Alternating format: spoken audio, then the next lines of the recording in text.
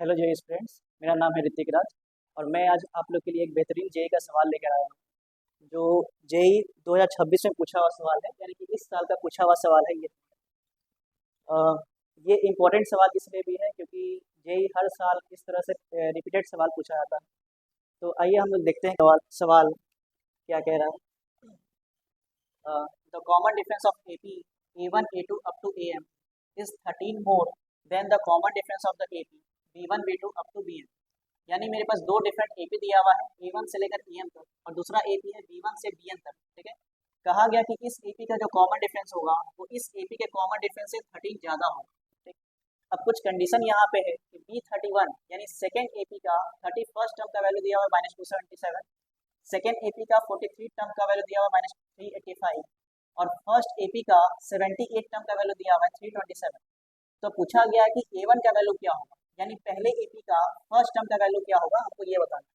ठीक है, अब यहाँ पे ध्यान देते हैं कि मेरे पास दो एपी A1 A2 से लेकर AM, और सेकेंड एपी मेरे पास दिया हुआ है B1 B2 से लेकर तुम्हारा दिया हुआ है BN तक। ठीक है, तो पहले वाले एपी के बारे में बोला गया कि इसका जो कॉमन डिफरेंस होगा वो इसके कॉमन डिफरेंस से 13 ज़्यादा होगा। तो मान लेते हैं कि इसका जो कॉमन डिफरेंस है इसको हम D और स्मॉल a से रिप्रेजेंट कर लेते हैं, क्योंकि सारा एलिमेंट यहाँ पे A से लिखा हुआ है, तो कॉमन डिफरेंस इसको डी नाम देते हैं। इस एपी के कॉमन डिफरेंस को मान लेते हैं D और स्मॉल b। अब इन दोनों में रिलेशन क्या कहा गया कि इसका जो कॉमन डिफरेंस है वो इसके कॉमन डिफरेंस से 13 ज़्यादा होगा। ठीक है, यानी कि हम बोल सकते हैं कि कॉमन डिफरेंस ऑफ DA ये बराबर होगा common difference of DB plus 13। ये सवाल में मेंशन किया हुआ है।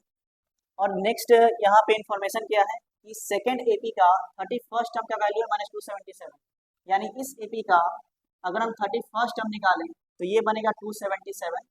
और सेकेंड कंडीशन है कि B43 यानी इसी एपी का 43 टर्म का वैल्यू निकालेंगे तो ये बनेगा -385। ठीक, और A78 यानी पहले एपी का A78 वैल्यू का वैल्यू दिया हुआ है तुम्हारा 327।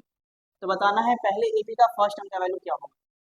ठीक है, तो पहले इस पे आते हैं। सेकेंड एपी का 31st टर्म का वैल्यू दिया है -277। ठीक, तो जब भी किसी टर्म का वैल्यू दिया हुआ होता है तो जनरली हम लोग वहाँ पे जनरल टर्म का फॉर्मूला यूज करते हैं, यानी TN का formula A plus N minus 1 into D. ठीक है, अब हमको चाहिए क्या, 31 का वैल्यू। तो N का वैल्यू हम 31 पुट करते हैं तो ये बन जाएगा B31, यानी कि यहाँ से मिलेगा A plus 31 minus 1 into D, और जिसका वैल्यू बन रहा था -277। ठीक है, इसको थोड़ा सिंपल करते हैं। A प्लस 30 इंटू डी का वैल्यू बन रहा है -277। इस इक्वेशन को मान लेते हैं first equation.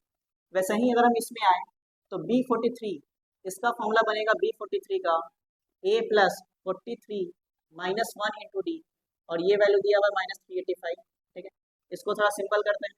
A plus 42 into D -385, इसको मान लेते हैं सेकेंड इक्वेशन। ठीक, अब अगर हम ध्यान दें तो दोनों में A का कोफिशिएंट सेम है, यानी अगर हम दोनों इक्वेशंस को आपस में माइनस कर दें, यानी फर्स्ट वाले इक्वेशन को सेकेंड वाले इक्वेशन से माइनस करेंगे तो हमको यहाँ से क्या मिल जाएगा, A plus 30D minus A plus 42D, और इस साइड हमको मिलेगा -277 माइनस के साथ -385। ठीक है, अब ब्रैकेट को तोड़ते हैं, यानी A plus 30D minus A, और ये बन जाएगा माइनस का 42D, और इस साइड क्या बन रहा होगा -277 माइनस प्लस प्लस 385। ठीक है, माइनस ए और प्लस ए आपस में कैंसिल हो सकता है, तो प्लस हाँ, तो यहाँ से ए से कट गया। ठीक है, 3D और -42D ये मिलके तुम्हारा बनेगा माइनस का 39D इक्वल टू, और मैंने गलती यहाँ से हाँ, ब्रैकेट इसको तोड़ते हैं तो ये बनेगा A प्लस 30D और माइनस A माइनस 42D, और इस साइड इसको सॉल्व करेंगे तो -277 प्लस 385। ठीक है, तो प्लस ए और माइनस आपस में कैंसिल हो जाएगा, 30 माइनस 42D ये बन गया -12D। ठीक है, और इसको सॉल्व करेंगे तो इसका कैलकुलेशन हमको मिल जाएगा 108।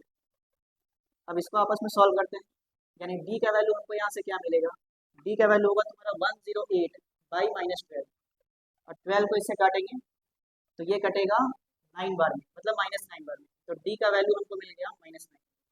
यानी कहने का मतलब कि सेकेंड एपी का जो कॉमन डिफरेंस है D और B का वैल्यू, इसका मिल रहा है हमको -9।